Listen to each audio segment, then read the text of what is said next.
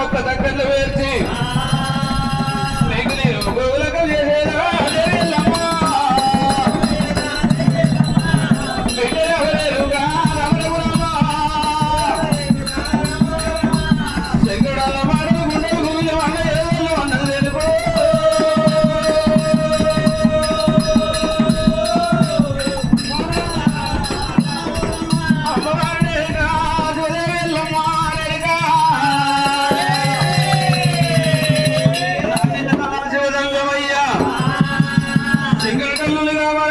కల్లులు కావాలి ఎల్లమ్మకు పడతాను కాబట్టి అందరికి ఆశలే ఉంటది ఆయన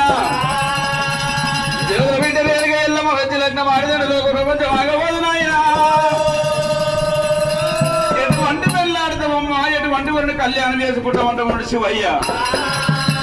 బంధువులు ఉన్నంత వైకుంటాము నాయన బంధువులు ఉన్నంత భోజనం కోతికైన గీత చక్కదనం కావాలన్నాడు నాయన భూమి చేద్దామంటే నాయన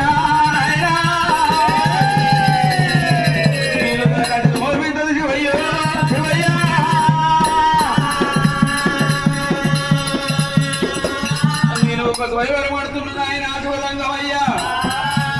కులముతోటి పని లేదు కులముతోటి కారణం సంపన్న వండిక జాతి నిధులు ఎవరైనా సరే స్వయంవరం వాళ్ళని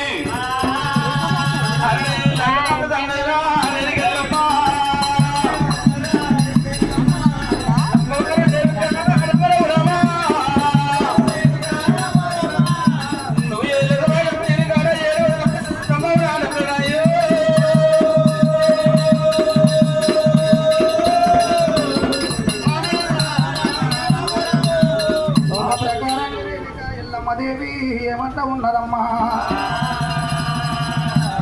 నాయన జంగమయ్య ఏ దేవుని నాయన నేను అందరోలే లగ్నం ఆడలేను అందరోలే పెళ్లి చేసుకోలేను నాయన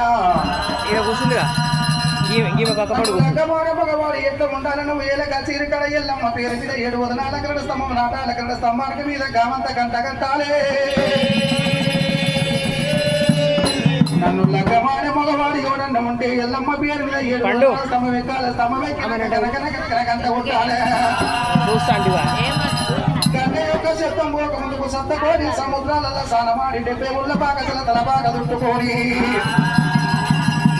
అప్పుడు పుట్టిన చెంగల చామంతి పూజ అంగాని గంగ పూజ లింగాని లింగ పూజ పంచకూడి నంద పాల పూజ గట్టిలోని ఎల్లమ్మ లగ్గమాడు తన్నది రేణుకెల్లమ్మ లగ్గమాడు తన్నది రేణుకెల్లమ్మ